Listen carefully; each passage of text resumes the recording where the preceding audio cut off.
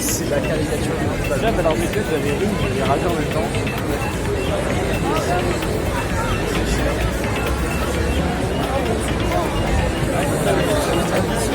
Anticapitaliste, anticapitaliste, anticapitaliste, anticapitaliste, anticapitaliste, anticapitaliste,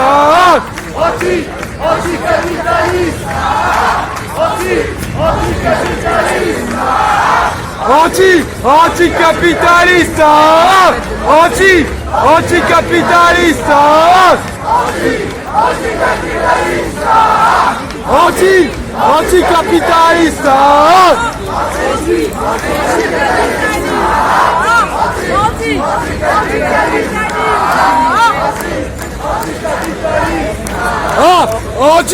anticapitaliste.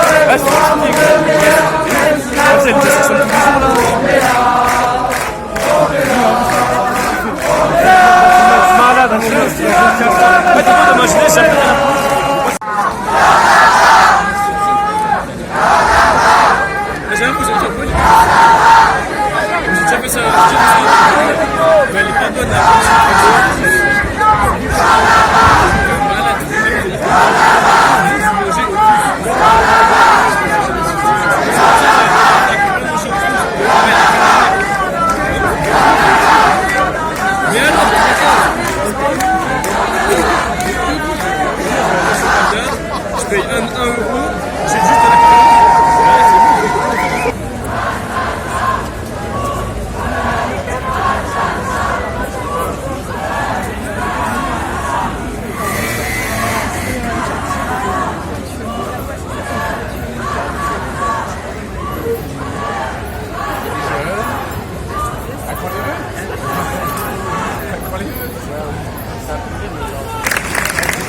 Nous sommes bouleversés, mais surtout nous sommes en colère.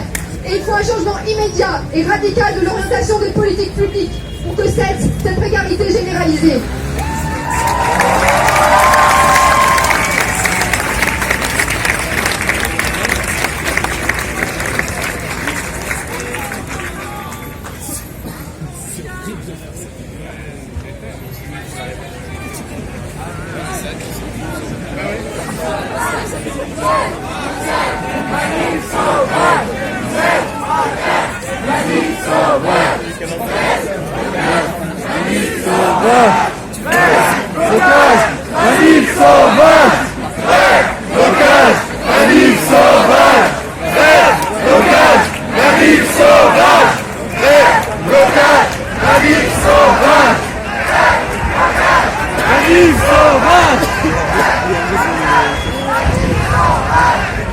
Chers camarades, notamment, puisqu'il y avait le procès France Télécom il y a à peine quelques semaines, je pense notamment à Rémi Louvradou, un salarié de France Télécom, qui s'était immolé par le feu lui aussi, devant les bâtiments de son entreprise à Bordeaux.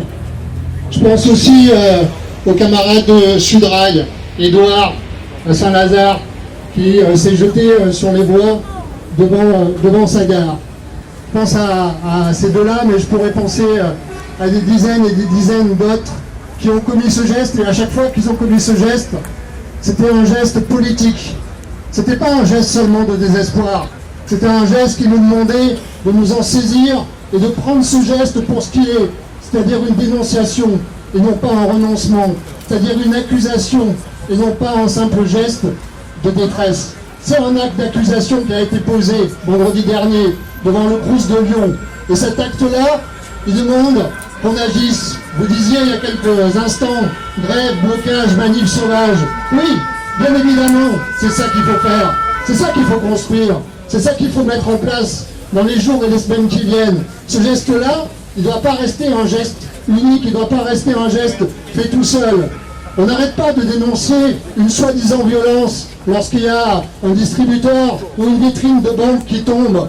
Mais la vraie violence, elle est là. La vraie violence sociale, elle est dans le geste qui a été commis vendredi. Et dans ce geste, notre ami, notre camarade, il a pointé les responsables. Il a pointé celles et ceux qui sont à l'origine.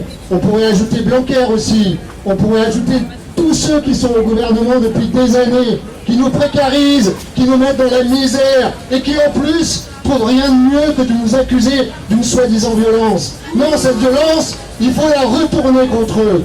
Et dans les jours qui viennent, de ces rassemblements réunis dans l'urgence, il faut faire quelque chose de puissant, de profondément puissant, pour que le geste qui a été fait vendredi soit une allumette qui mette le feu.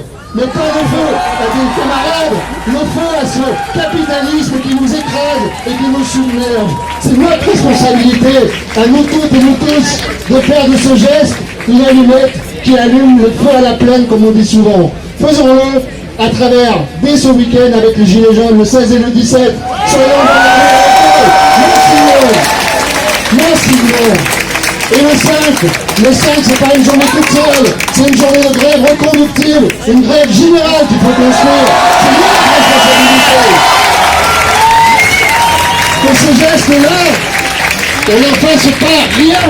Prenons-le et agissons. Merci.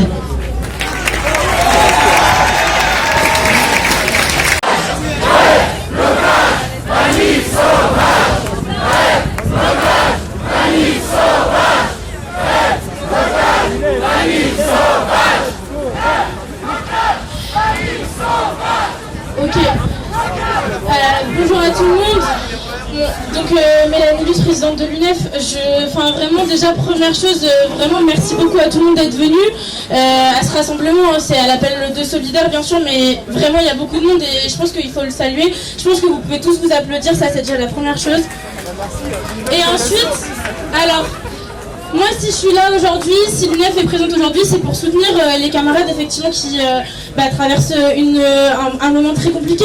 Je pense que la première chose qu'on doit faire, c'est effectivement apporter tout notre soutien, mais au-delà de ça, c'est effectivement dénoncer la situation sociale qui touche les étudiants en France. Cet acte, c'est un acte politique, ça on en a tous conscience, et on ne laissera pas le gouvernement le passer sous silence. La première chose que j'ai envie de dire, c'est que là, ça fait 4 jours qu'on a un camarade qui est entre la vie et la mort, et on n'a toujours aucune réponse de Frédéric Vidal, on n'a toujours aucune réponse d'Emmanuel Macron, on n'a toujours aucune réponse d'Édouard Philippe. Et ça, c'est pas normal. C'est pas normal qu'on ait aucun communiqué, alors que ce qui est pointé, c'est la politique sociale du gouvernement. Ce qui est pointé, c'est le fait que on a à la fois des bourses qui ont été gelées, des appels qui ont diminué, et tout ça c'est la responsabilité du gouvernement. Si on galère tous aujourd'hui, c'est parce que la politique qui est mise en œuvre nous met dans la galère. Et donc ça c'est la première chose. Mais la deuxième chose, c'est que malheureusement cette situation c'est pas la première fois qu'on a un étudiant soit qui est entre la vie et la mort, soit qui décède à cause de la précarité. Il y a quelques mois, il y a eu beaucoup de médias ont parlé de la première personne victime morte lors d'une livraison des Deliveroo. Cette personne c'était un étudiant donc c'était déjà une victime de la précarité puisqu'il se salariait pour financer ses études.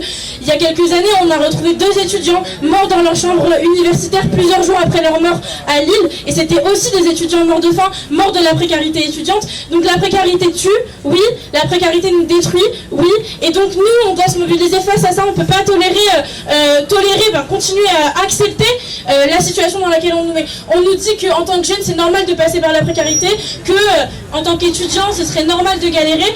Je pense que là, tous aujourd'hui, on est en train de dire que non, c'est pas normal, et on va faire savoir au gouvernement dans les semaines qui suivront que non, ce n'est pas normal et qu'on ne se laissera pas faire.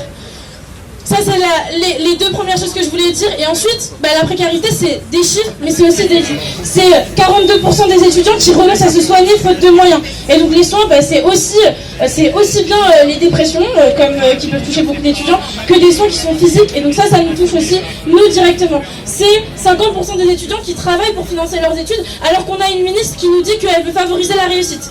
C'est également des étudiants qui ne mangent pas, parfois pendant toute la journée, parce qu'ils n'ont pas d'argent pour pouvoir vivre. C'est des étudiants qui viennent nous voir en début d'année parce qu'ils n'ont pas de logement, parce qu'ils dorment dans leur voiture, parce que le Crous n'a pas assez de logements disponibles. Et à côté de ça, on a quoi? Un gouvernement qui nous dit qu'ils ont créé 60 000 logements étudiants. Non, en fait, il n'y a pas un seul logement qui est sorti de terre, pas un seul logement qu'on a vu sortir de terre depuis le début de ces annonces. Donc nous, on veut du concret, on veut des actes. On en a marre d'avoir un gouvernement qui ne fait que parler, qui fait que nous dire que oui, il nous aurait compris, alors qu'en réalité, il ne nous écoute pas, ni aujourd'hui, ni par le passé, ni lorsqu'on se mobilise contre la sélection, ni lorsqu'on se mobilise contre les frais d'inscription. Je vais m'arrêter sur ça puisque faut qu'on respecte le temps d'intervention. Moi, j'appellerai tout le monde aujourd'hui à effectivement se mobiliser aujourd'hui, mais il y a d'autres dates qui sont posées. Le 5 décembre, effectivement, c'est une date qui est importante, qui se fait sur la question des retraites, parce qu'aujourd'hui, la précarité qu'on nous promet, c'est aujourd'hui, mais c'est tout au long de la vie, et encore une fois, ça, on ne va pas l'accepter. Merci.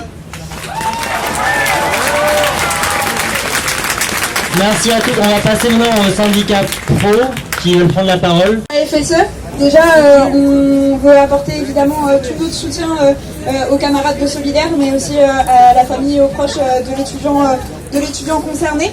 Nous on pense aujourd'hui que son acte ne doit pas être vain, qu'il dénonce des conditions qui sont absolument inhumaines. Le Crous est un service public qui devrait garantir des conditions de vie et d'études décentes pour tous les étudiants. Aujourd'hui, c'est pas le cas. Au niveau du logement, on est toujours en sous-effectif. Il y a toujours des places insuffisantes dans les CTU.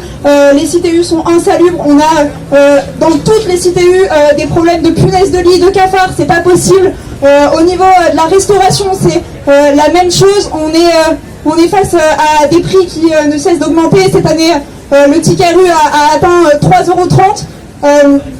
On est dans des cafettes qui sont pas ouvertes à des horaires adaptés à nos horaires d'étudiants. On est sur des surcharges au niveau des restaurants universitaires. Au niveau des bourses, elles sont insuffisantes. On n'est toujours pas capable de vivre décemment avec nos bourses. Elles sont toujours calculées sur le revenu de nos parents. On est toujours face à un parcours du combattant pour obtenir ces bourses. Sur les aides sociales d'urgence, c'est la même chose. Sur l'ASA et l'ASAP, elles sont ultra difficiles à obtenir, encore plus difficiles à obtenir pour les étudiants étrangers. Concernant les bourses et les ASA, aujourd'hui, on est face en fait à un service public qui ne répond pas à ce à quoi il devrait répondre. Pour ça, nous, on pense que ça s'inscrit dans une casse globale du service public, que le gouvernement nous assomme encore plus, que nos conditions de vie sont de plus en plus précarisées. Mais c'est quelque chose de global. C'est pour ça que nous, on appelle évidemment à se mobiliser massivement contre les réformes du gouvernement, notamment la réforme des retraites, à la grève interprofessionnelle du 5 décembre. Il faut que les étudiants soient mobilisés, il faut qu'on soit là, il faut qu'on dise qu'on ne lâche rien, qu'on est déterminés et qu'on a le droit en tant qu'étudiants, nous aussi, de vivre dignement. Merci. Son acte ne saurait être réduit juste au seul désespoir. C'est aussi un acte à portée politique. Dans son message, notre camarade décrit la précarité qu'il subit, conséquence des politiques libérales, ainsi que le racisme quotidien. Nous dénonçons également Parcoursup, la sélection à l'université, la réforme du lycée qui opprime les lycéens en ce moment, la réforme du lycée qui sont des futurs étudiants, Parcoursup et la sélection qui rendent des étudiants au désespoir. La précarité s'étend, elle broie de plus en plus de vies, y compris la vie des étudiants et étudiantes. Sud Éducation apporte tout son soutien à celles et ceux qui lui sont proches, à sa famille, à ses camarades de Solidaires Étudiants Lyon, ainsi qu'à celles et ceux de toute la Fédération Solidaire Étudiants. Nous souhaitons pouvoir retrouver notre camarade à nos côtés au plus vite. Comme notre camarade nous le demande dans son message avant son geste, nous poursuivrons la lutte pour en finir définitivement avec tout ça.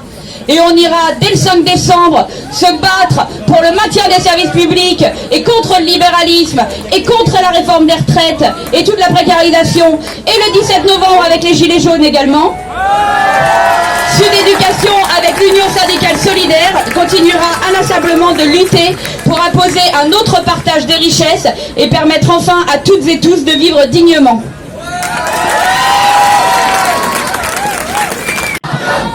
On n'oublie pas, on pardonne pas. On n'oublie pas, on pardonne pas. On n'oublie pas, on pardonne pas. On n'oublie pas, on pardonne pas. On n'oublie pas, on pardonne pas.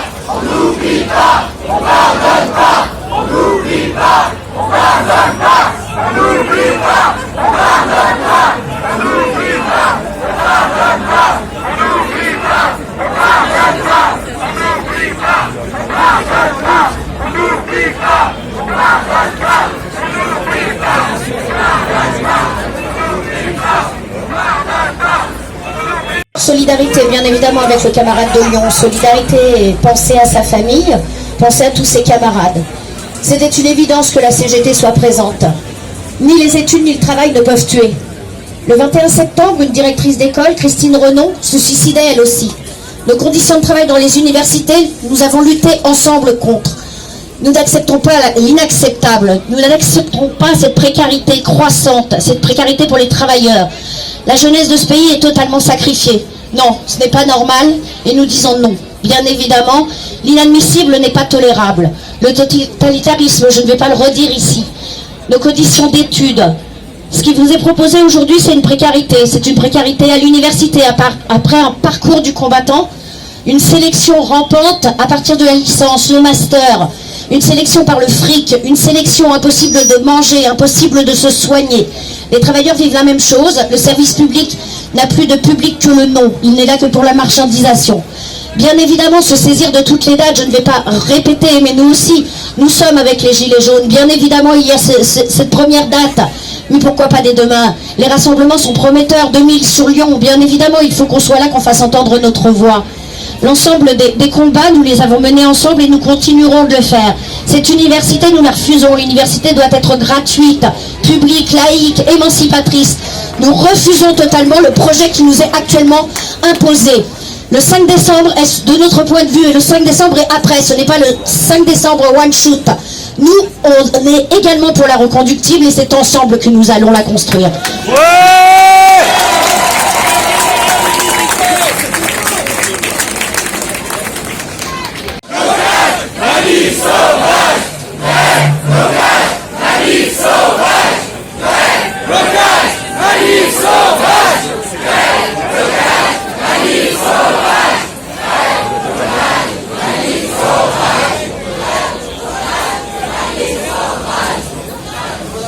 Bonsoir.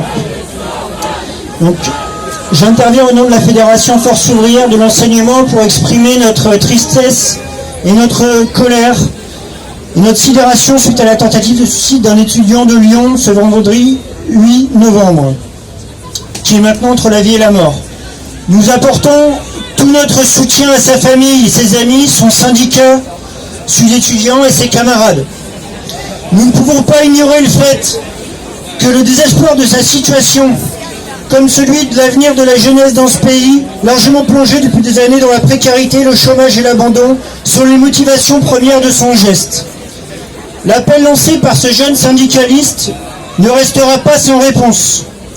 Plus que jamais, Force ouvrière, avec d'autres organisations, sera là pour que ce que demande la jeunesse et ses organisations depuis des années soit obtenu.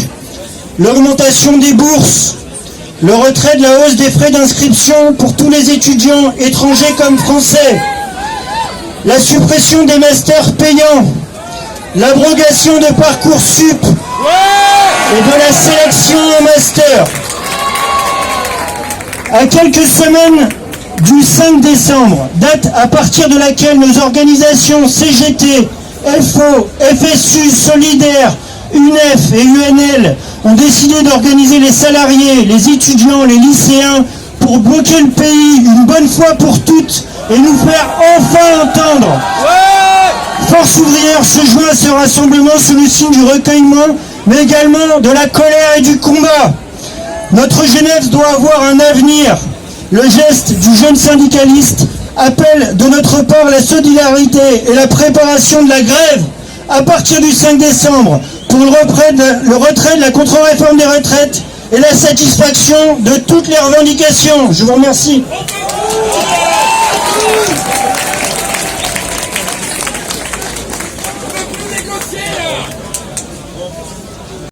Plaisir.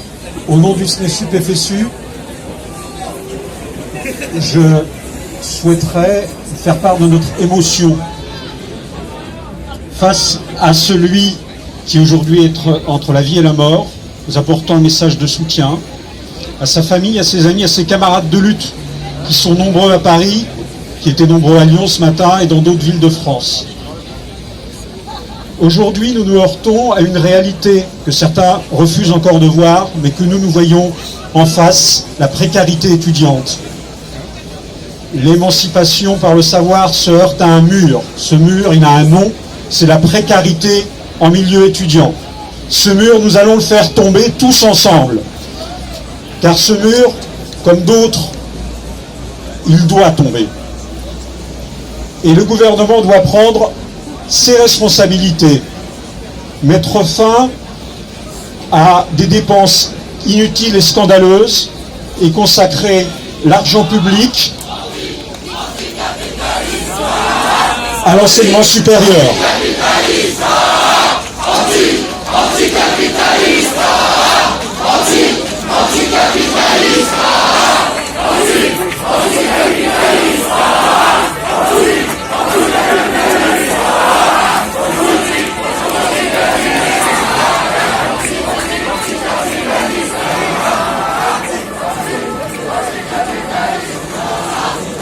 Juste encore un mot.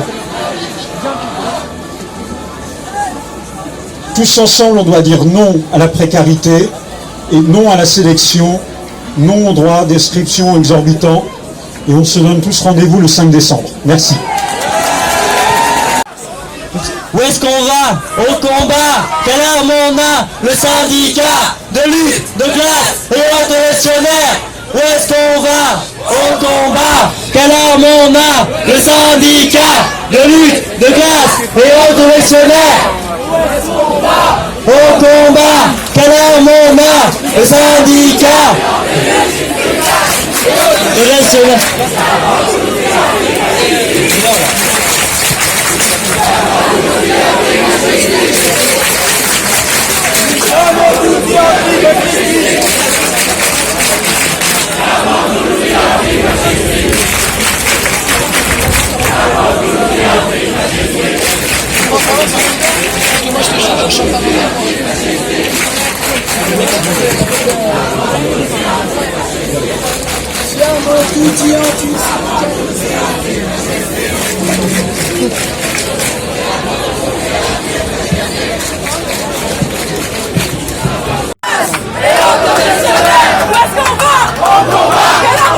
Le syndicat de lutte, de classe et révolutionnaire. Le syndicat de lutte, de classe et révolutionnaire.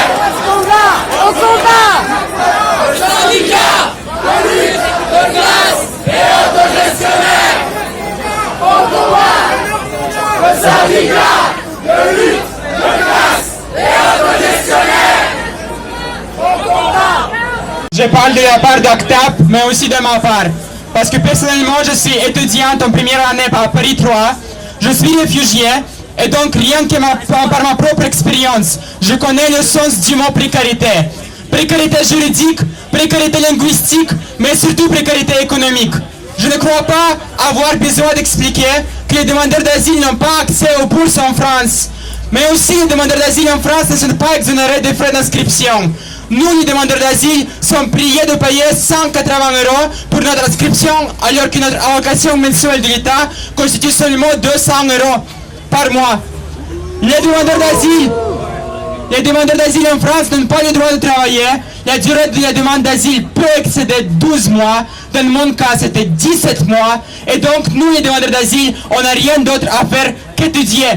Pourtant, il n'y a pas de cours de français donné par les professionnels de l'État aux demandeurs d'asile. L'université est le seul et le meilleur endroit pour apprendre le français. Pourtant, la politique est claire. Barrer l'accès aux études supérieures pour les migrants, les priver de la connaissance du français et donc les mettre dans une précarité économique, juridique, sociale. Si les demandeurs d'asile obtiennent l'asile, l'objectif du gouvernement, c'est d'envoyer les demandeurs d'asile travailler sur les postes les plus précaires, les rendre dépendants des décisions de leurs médecins et assistants sociaux, les garder isolés. Notre désespoir nous motive. Nous sommes prêts à sacrifier nos vies à la cause, comme on le voit encore et encore. Nous sommes prêts à sacrifier tout, puisqu'en fin de compte, on n'a presque rien.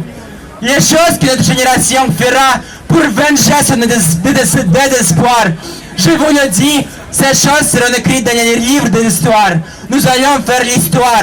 Si l'histoire existe toujours dans cet avenir qui nous est volé, je sais que nous allons faire l'histoire.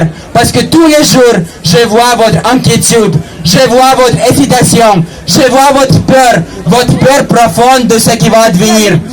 Notre inquiétude deviendra notre détermination. Notre hésitation deviendra notre certitude. Notre peur deviendra notre courage.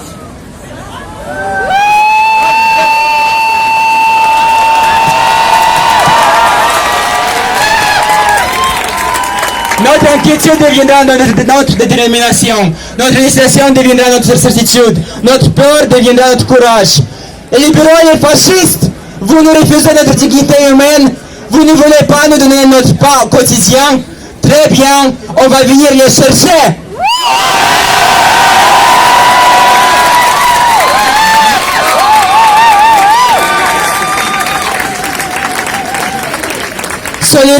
Solidarité avec tous les camarades qui sont dans le désespoir politique. Solidarité avec les migrants expulsés du foyer Bara. Solidarité avec les migrants expulsés de la place de la Chapelle.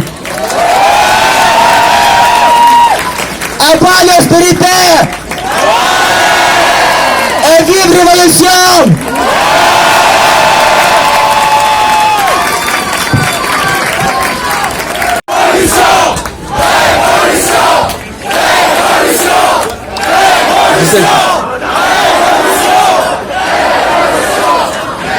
Chers amis, je m'appelle Modibo, je suis militant pour les droits des étudiants étrangers.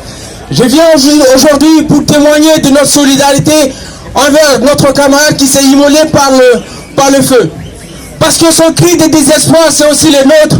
Et parce que face à tout ce mépris social, face à cette inégalité, face à la discrimination, face à l'augmentation des frais de scolarité, il faut, chers amis, un sursaut de solidarité. Il faut un sursaut de solidarité. Parce que ensemble, les étudiants, qu'ils soient étrangers, qu'ils soient nationaux, qu'ils viennent de l'Asie, qu'ils viennent de l'Afrique, aujourd'hui, en France, c'est impensable qu'un autre étudiant, par ce cri de désespoir, il ose parce qu'il n'a pas le moyen, il ose parce qu'on a refusé la bourse, il ose, et parce que ce cri de désespoir, c'est aussi un message, un signal fort pour nous autres étudiants. Quand il a osé de vouloir perdre sa vie, c'est pour que nous autres, nous puissions avoir l'opportunité et la chance d'avoir des meilleures conditions de vie. Aujourd'hui, je viens aussi témoigner de notre solidarité et la solidarité de l'ensemble des étudiants étrangers. Parce que nous comprenons sa situation et parce que la précarité n'a pas de statut, parce que la précarité n'a pas d'origine sociale, parce que la précarité touche l'ensemble des étudiants. Chers amis, comme je l'ai dit, face à cette précarité, la seule vraie solution, seule vraie solution, c'est cet élan de solidarité. Solidarité, solidarité,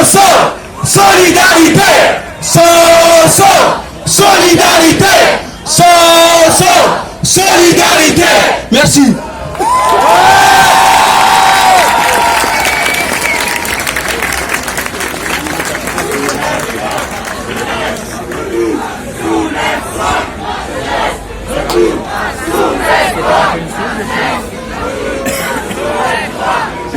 Si vous avez suivi... Merci. Donc si vous avez suivi l'actualité ces derniers temps, et ben voilà, on s'est mis en grève. À 220, on a posé la caisse. Pourquoi? Parce qu'aujourd'hui, ce qui se passe à la SNCF, c'est inadmissible. On est dans une broyeuse sociale. Et on peut le voir comme c'est arrivé à notre camarade étudiant qui s'est immolé par le feu. Et ben voilà, on s'est mis en grève. On a décidé de relever la tête. Et voilà, aujourd'hui, la direction de la SNCF a plié pour nous. Et tous les techniciens de maintenance aujourd'hui, ils se mobilisent. Donc voilà, je viens vous passer un message à tous. Et parce que c'est important, le 5 décembre, il y a une bataille. Et le camarade, dans sa lettre, il l'a écrit, cette bataille. Cette bataille, c'est quoi? C'est la précarité pour la jeunesse. Ça veut dire tous, pour nous, qu'on va crever au boulot. C'est ça le mot de Macron. Et donc, qu'est-ce qu'on va faire?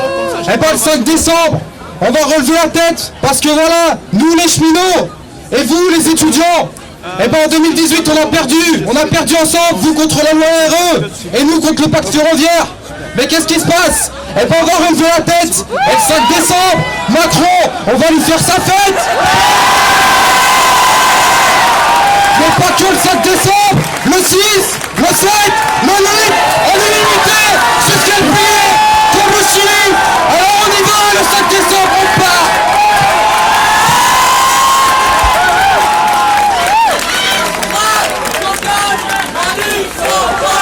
Grève, blocage, manif sauvage.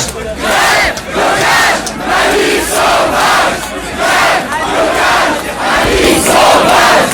Grève, blocage, manif sauvage.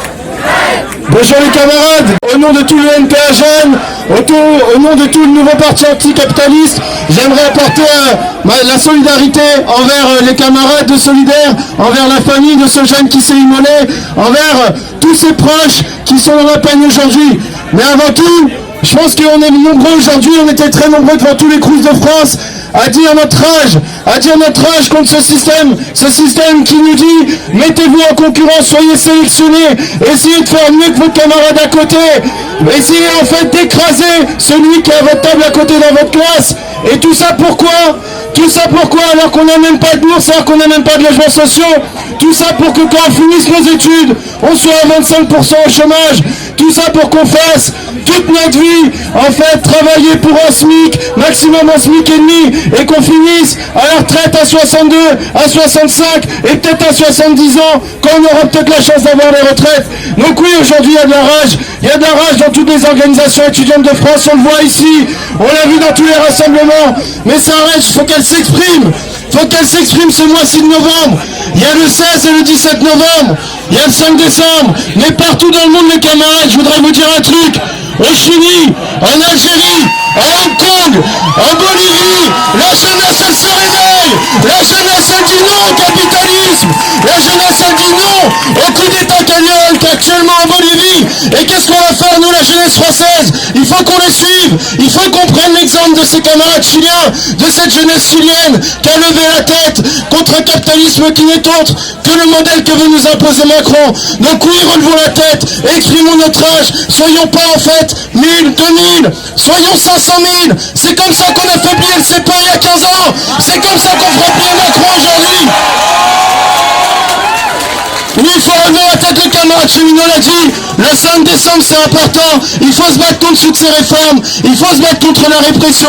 À l'heure actuelle, alors qu'il y a des camarades qui tentent de se suicider, alors qu'il y a des camarades qui vivent avec 500 € par mois, il y a des étudiants qui luttent contre tout ça et qui sont réprimés. Je voudrais donner l'exemple des camarades de Nanterre qui mènent une lutte exemplaire pour en fait l'inscription des sans-papiers, qui est une lutte exemplaire en fait contre l'extrême droite. Et la fac aujourd'hui, qu'est-ce qu'elle fait? Elle les amène au comico pour les condamner. Ah oui, contre la répression, contre Macron, contre ce monde de merde, il faut se réveiller. C'est aujourd'hui ou jamais. Je pense que on voit que les médias, que le gouvernement, il a peur. S'il a peur, il sait qu'il peut tomber.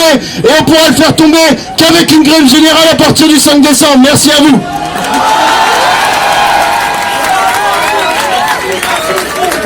Bonsoir, 60 secondes. 60 secondes.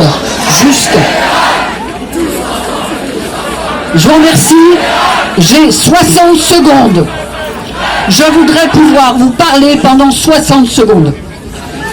Notre camarade de Saint-Étienne a fait ce geste à Lyon. Et je peux vous dire qu'à l'heure qu'il est, nous ignorons, vous, tous et moi, combien on fait ce geste sans s'immoler depuis 15 mois où mon fils a fait le même geste de façon définitive. Je ne cesse de savoir que de partout, les doctorants, et pas que les doctorants, mettent fin à leur jour.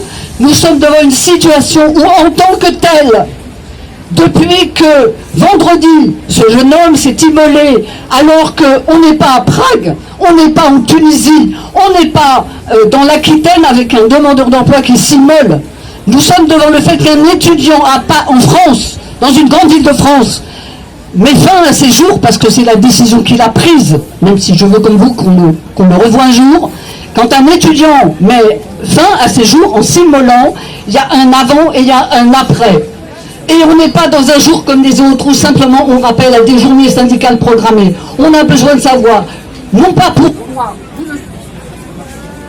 non pas pourquoi, parce que vous le savez, non pas pourquoi ils font ces gestes, mais combien on fait ces gestes. Bon, mais c'est pas grave, je vais dire ça en 3 mots. On n'a aucune visibilité sur ce phénomène qui est un phénomène de la société française, la vôtre, à chacun de vous qui êtes des jeunes, à vous qui êtes des parents, à vous qui êtes des profs. On ne sait pas combien ont mis fin à leur jour depuis le 28 juillet 2018 où mon fils l'a fait chez nous, dans la maison. Nous étions 200 à ses funérailles au mois d'août, c'est pour ça que moi, j'ose. Les parents des suicidés sont des parents qui se terrent, qui ne comprennent pas, qui ne veulent pas savoir. Et nous, la société, on est pareil. Sur le suicide, on ne veut pas savoir. À l'heure qu'il est, ça se passe dans les facs. À l'heure qu'il est, il faut qu'on s'en occupe, qu'on y pense, qu'on réfléchisse, qu'on travaille et qu'on rende les facs vivables pour les étudiants et pour les profs. Merci.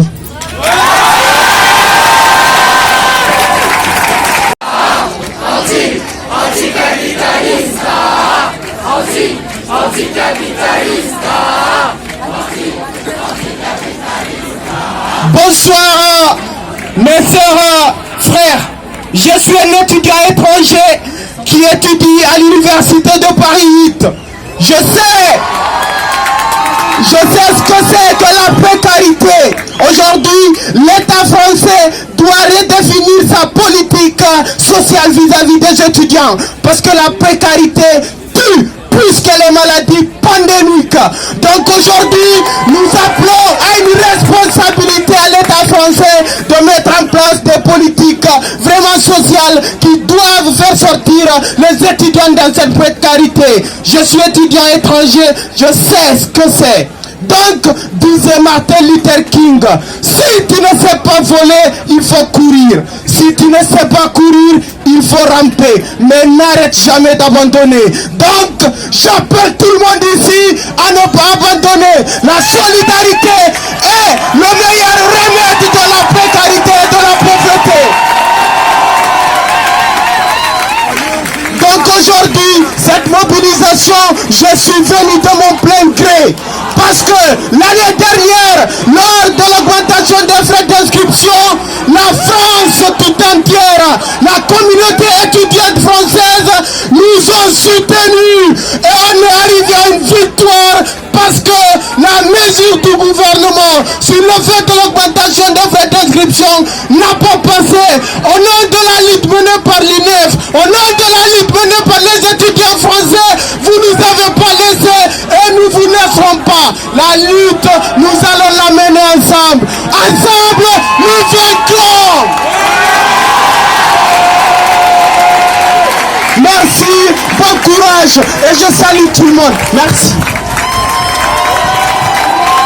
Sur le secteur de la Sorbonne. Et je m'appelle Ranine, je suis à l'Union des étudiants communistes également. Il est sûrement simple pour les personnes qui nous gouvernent de se laisser tenter par la traite du luxe, de la domination et de l'ingérence. Oui, j'estime qu'il s'agit d'une ingérence. Excusez-moi s'il vous plaît, est-ce qu'il est possible de parler? J'estime que l'État ne fait pas son travail lorsqu'un étudiant, devant faire face aux trop nombreux poids qui reposent sur ses épaules, prend la décision de s'immoler devant le Crous. Il faut se rendre compte qu'il ne s'agit pas d'un acte isolé. Pensez-vous cela normal? Tout est fait pour que les étudiants meurent à petit feu. Que de réformes, que de lois pour précariser la population, pour lui enlever petit à petit sa dignité, pour la servir et pour que ce capitalisme perdure. Et pourtant, dans cette haine ambiante, les revendications de cet étudiant, que nous partageons toutes et tous, ce sont des revendications sociales de grande envergure. Ce sont des revendications qui permettraient à une part importante de la population, les étudiants et les étudiantes, de vivre décemment, de vivre dignement, de vivre correctement. Cet acte est d'une gravité extrême et c'est le symptôme de la crise que traverse l'enseignement supérieur et la recherche, où celles et ceux qui participent à la vie de l'université sont écartelés entre l'exigence de leur travail et l'absence des moyens mis en œuvre pour le permettre. Le gouvernement doit prendre la mesure de ce que ces réformes impliquent dans la vie de millions d'étudiants et d'étudiantes, de chercheurs, de chercheuses et de personnel. L'une des revendications de notre camarade était le salaire étudiant dans sa lettre. Aujourd'hui, il est plus que nécessaire de le mettre en œuvre. À l'heure où les moyens alloués au Crous et à l'enseignement supérieur ne cessent de diminuer, quand dans le même temps, les étudiants et les étudiantes sont de plus en plus nombreux.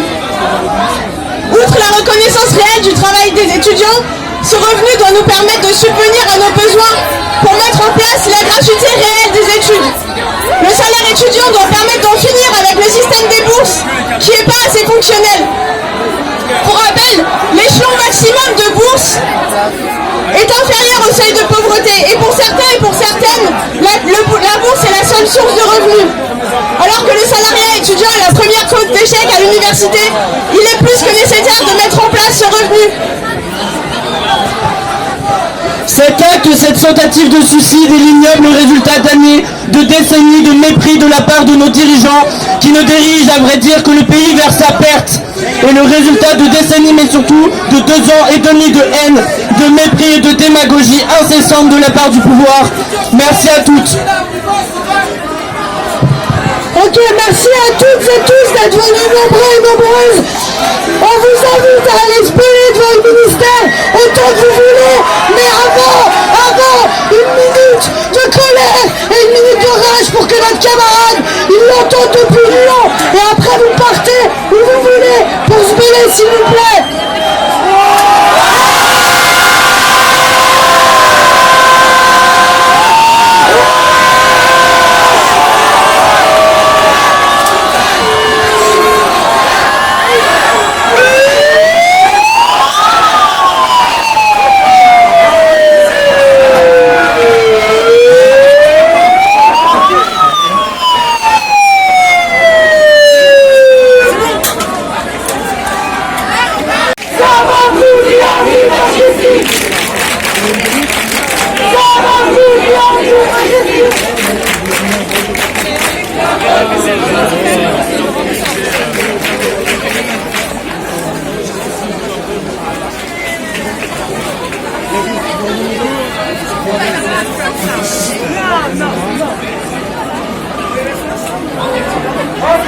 Anticapitalista!